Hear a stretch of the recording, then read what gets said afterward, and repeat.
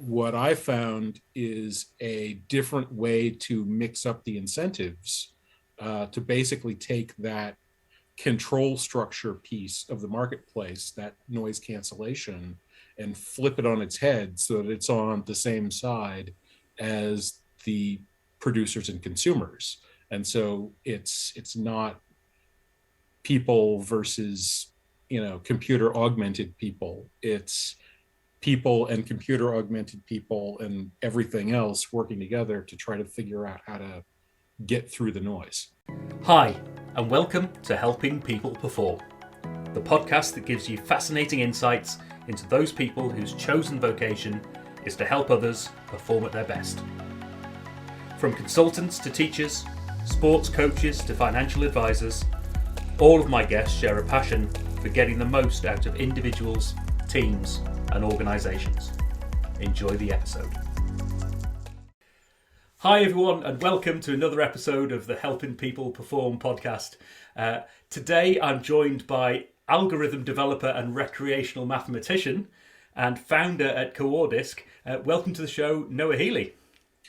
Thanks for having me here, Paul. Thanks for joining us all the way from Charlottesville, Virginia. So we've got another guest from the States, which is always great. That's great. Yeah.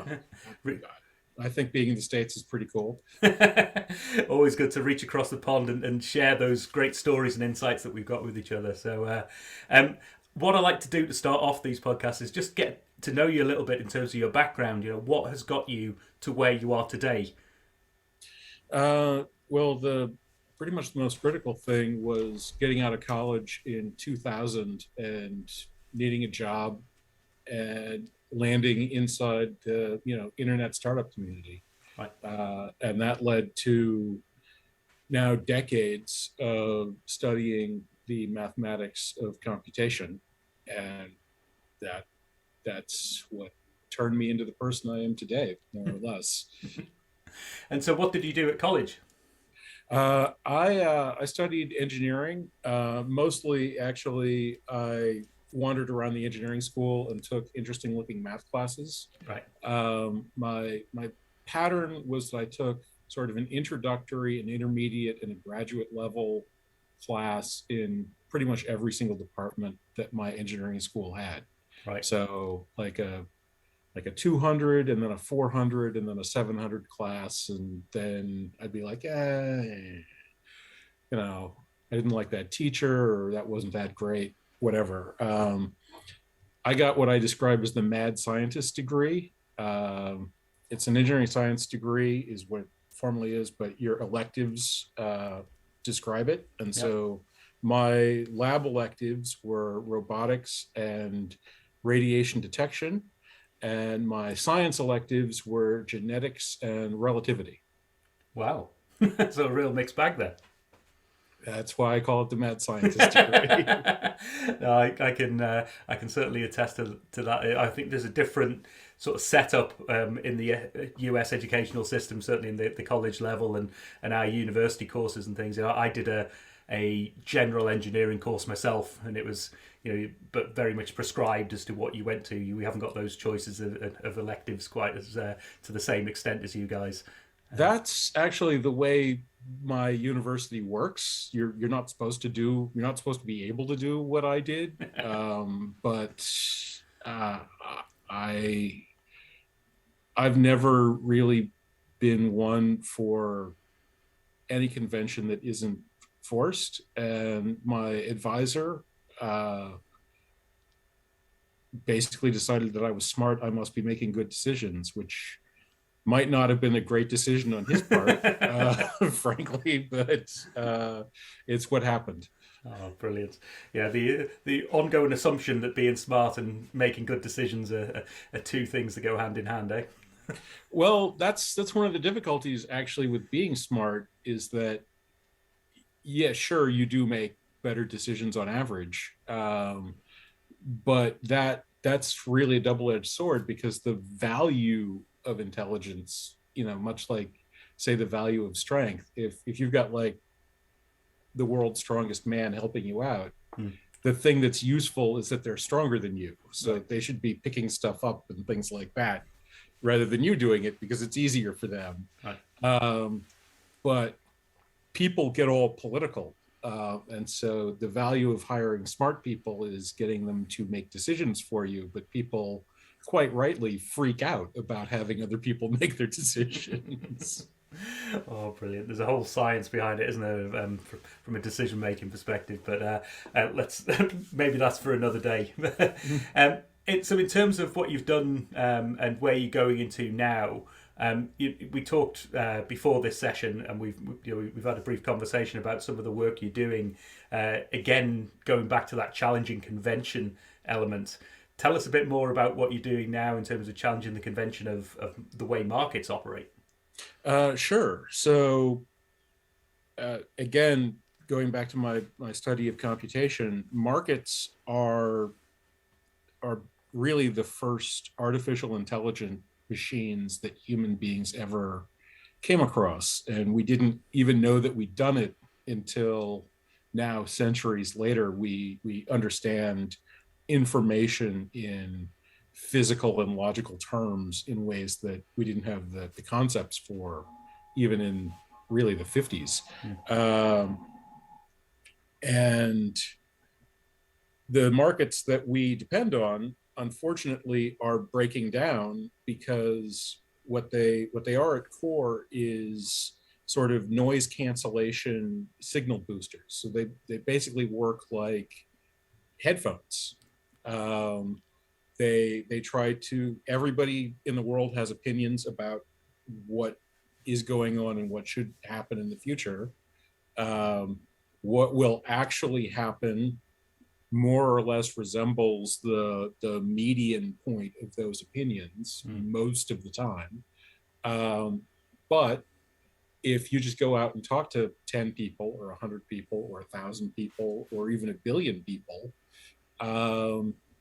you're gonna go insane, basically. Like, that's not gonna look like what's gonna happen. And so markets moderate that for us. But markets deal with the information that's coming in. And what computers and the internet have done has radically increased the rate at which humanity can produce information. And markets were sort of a person versus person contest. And now it's a people versus computers contest. And just like you wouldn't win a lifting contest against a hydraulic ram, we're not going to win a BS contest against the internet. Right. So what I found is a different way to mix up the incentives to basically take that control structure piece of the marketplace, that noise cancellation, and flip it on its head so that it's on the same side as the producers and consumers. And so it's not people versus, computer augmented people. It's people and computer augmented people and everything else working together to try to figure out how to get through the noise. Right.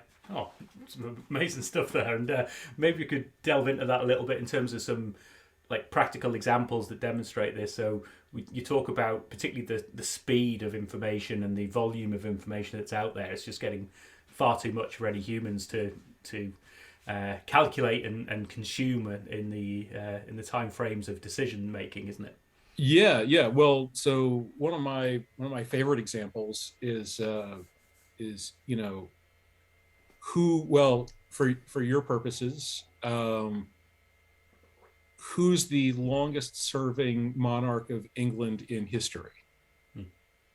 So it'll be Queen Elizabeth. Or the most significant, which monarch has served England for most of history? I don't know the answer to that one. That answer is King Charles, the current one. Right. And the deal is, it's always whoever's in charge right now is the answer to the second question. Because history is what's written down. And we're writing things down at a hyper exponential rate. Right. there is no exponential curve that we can fit to the rate at which we currently produce information about the world. Right. And so, I live in a country with 2.5 centuries of history. You live in a country with 1,000 years of history almost at this point. Um, all of that history is utterly dwarfed by the random scribblings of Twitter, Facebook, Twitch, and so on over the course of the last like 3 weeks. Right. So think about your own life and wise people that you've encountered. What if everyone on Earth was only 3 weeks old? How badly do you think things would work? Right. Oh dear. And so when the approach that you're working on and the I don't know if you'd call it the solution or the tool, the platform, the marketplace that you're looking to bring in, how does that solve some of those problems? How does it what does it do to flip things on its head? Well, there's I think really two components. The first and important one is that it segregates competition. So the existing system is a all against all competition. So it would be like if you held the Olympics, but you didn't actually have any events. Everyone had to enter every single event. Right. So it's like everything's a decathlon, but it's even worse than that because they also have to swim and shoot and downhill ski and stuff like that. Right. Not only would probably none of the existing Olympic participants be able to make it into that thing, the performance in each of the events would be significantly worse because we wouldn't be able to specialize. Right. So what the existing system does by making it an all against all is essentially allows specialist traders to effectively beat up farmers, miners, factory owners, and other less specialized people that need these marketplaces to operate their businesses. Right. And that gets into how we do it. What my system does is aggregates these groups and allows the groups to interact with each other at the interest level effectively. And so, well, at the interest level by measuring each individual contribution to the total interest. And so what that means, because I can directly measure how useful people's information about the future is, that means that figuring out how to dribble out what you know, which is currently the best strategy that's available, turns into the question of how to broadcast what you know and how to minimize your own mistakes.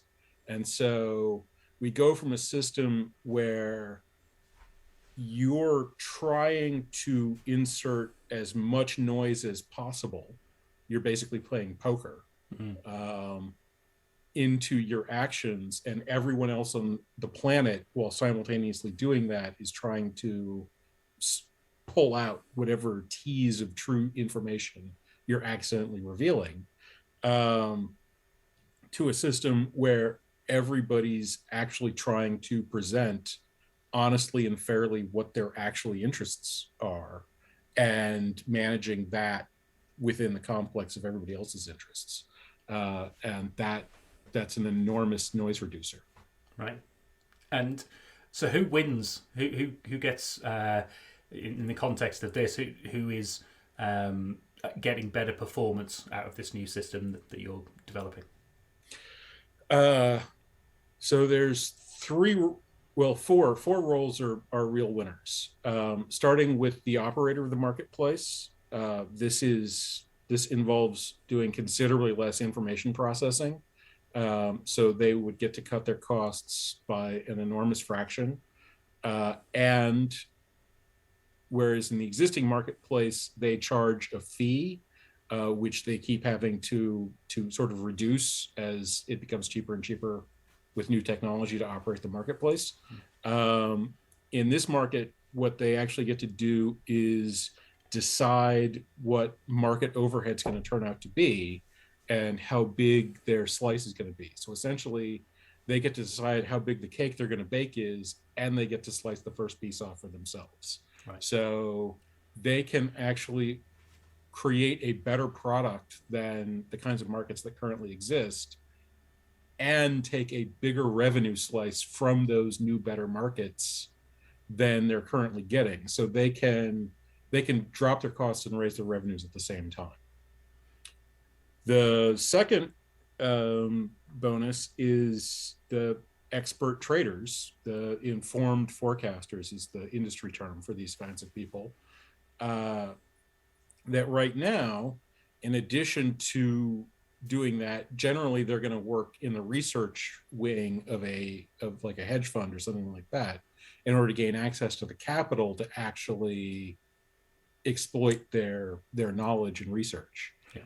Within this system, because the rates of return are much, much higher than the financial system's ever seen before, they can effectively fund their businesses out of their own pockets, even if they're not really wealthy enough to fully exploit their information right now. In an environment where you're getting returns that are maybe 3, maybe 30 times as high as Warren Buffett experienced, you're not going to be too poor to fully exploit your own data for very long. The next group that benefits are the producers within the marketplace, because right now there's varying sized sort of middles where the people that are buying, say, steel or wheat spend X amount of dollars, and the people that are making steel or wheat earn X minus the difference. Right. When that difference shrinks a lot, you don't change the price that people are buying at, you change the price people are selling at. And so their returns go up. And because they're in low margin businesses, there's a big magnifying effect of increasing the bottom line. In my country, wheat runs at about a 14% margin on average. Right. That's not that weird for farms. Farms are going to run sort of 10 to 15% margins. If you're operating at a 14% margin and your total revenue increases by 2%, your profits will increase by 7 times that, or 14%. Right. If you're operating at a 10% margin and that same 2% happens, your profits will actually go up by 20% because they'll be a 10x. Right. And so the more marginal the business is, the more magnified the effect of these kinds of systems are. Right. So if you're a struggling family farm that's operating at like a 5% margin, an extra 2%, that's a 40% increase in your actual income. Yeah. And then the fourth group that benefits is the consumers of these products. As the producers become wildly more profitable, it becomes attractive to do more production, increasing the volume and quality of the product. And so that will moderate prices once again and increase supply. And so there'll just be more of what we live on in the world. Yeah. So you've got a win-win-win-win situation going on. Well, very fortuitously, yes. It's actually, like, I didn't cause that. The economy causes that. I've just found a way to put those pieces together in kind of a brand new arch that allows them to lean on each other in a much more effective way. Amazing. So, what do we expect to see, and sort of when in the future? What stage are you at with this now, and what are you hoping to achieve over the next year, 5 years, 10 years? Well, sadly, I'm still fairly early stage, even though I've been working on this for about 8 years. I do have a handful of people around the world that are attempting to build marketplaces that incorporate my technology. And I was just talking to somebody yesterday. I might be having another of those conversations in a month or three. But setting up de novo marketplaces is an expensive and difficult process, even without brand new technology as part of the mix. So it's hard for me to say when it'll go off the ground. I've also been fighting with the patent office for much of that time, and that's now going to court. They have violated their own internal procedures multiple times in order to delay or cancel my patent, and uh, their current objection is that they won't tell me what their current objection is. So I don't know what's going on with that. Yeah. There's some code that is open source overseas under a Creative Commons license. Um, not the full out. I believe there's actually 8 different levels of the Creative Commons license, and I picked one of the ones that my patent will override inside the United States, just so that I can offer people that advantage for U.S. based action. Right.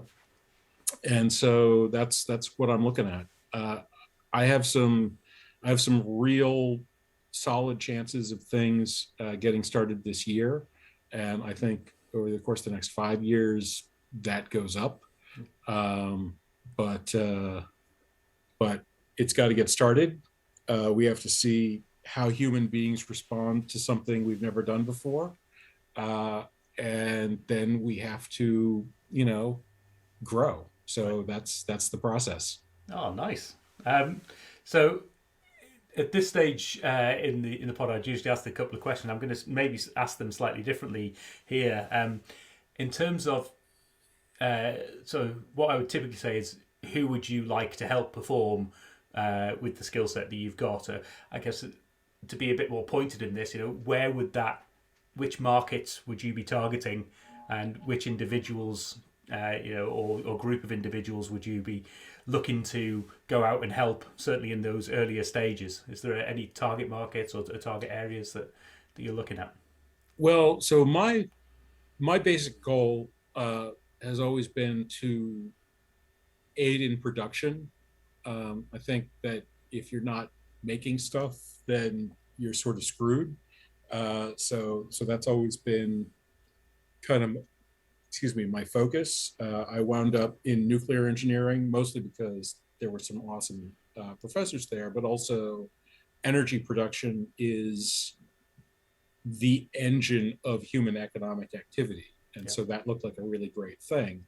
Um, Unfortunately, we don't actually use nuclear energy for that. So, that's not really something to continue with for me at any rate. So producers as a class are the group that I would most like to help, both with this project and other projects I've worked on. In terms of niche, like where it actually starts up, Yeah. wherever it starts up is where I want to start up.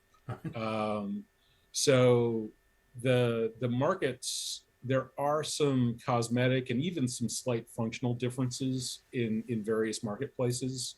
Uh, in my country, dairy is probably one of the most out of band.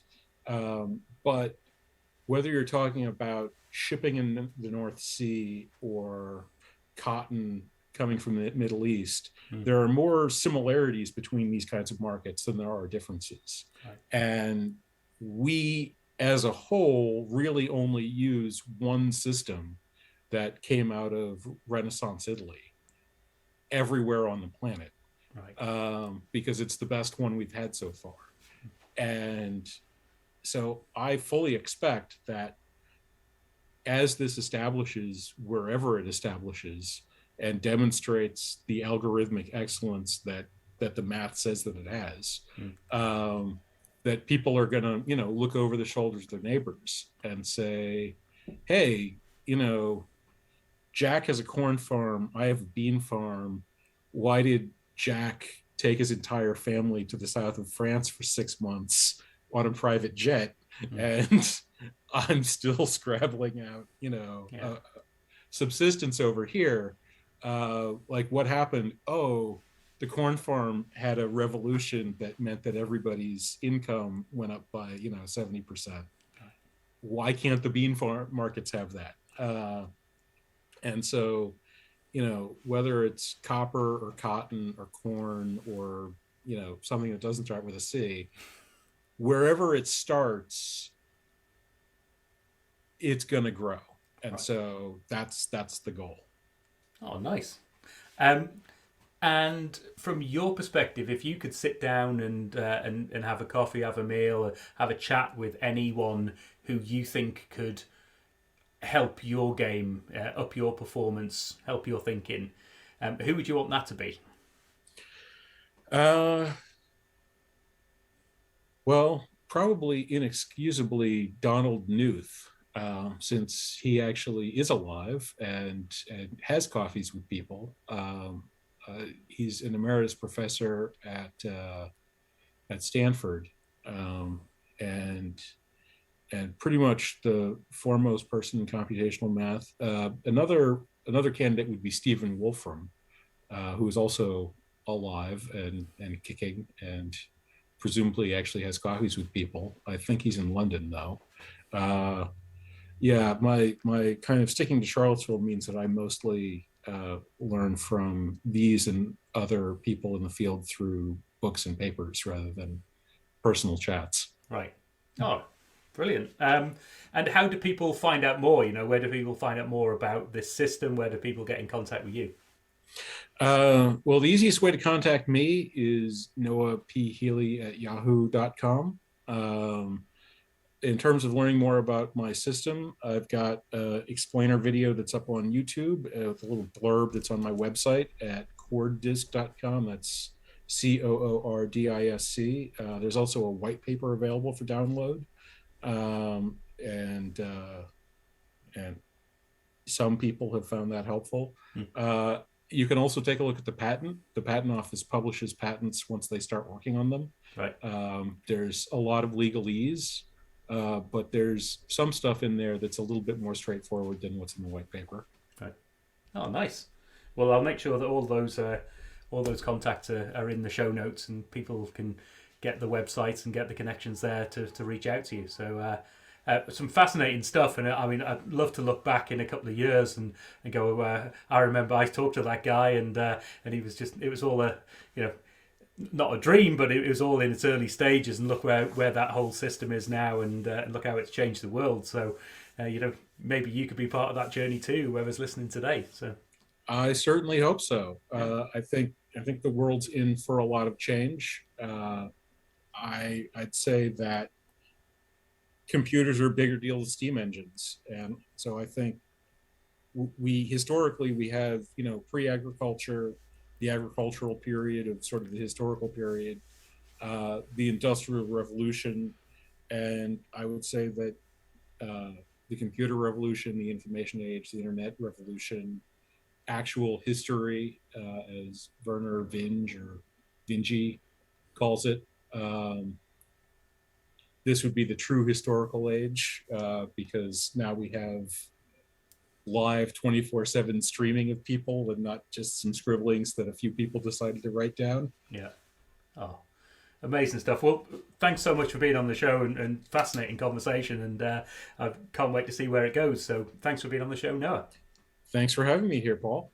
Cheers. Thanks for listening to today's episode. If you liked what you heard, then please give the podcast a rate, review, and share. I'm Paul Teasdale, and from sausage making to banking, oil and gas to Formula One, I help people perform. If you'd like to find out more and have a conversation, contact me via helpingpeopleperform.com.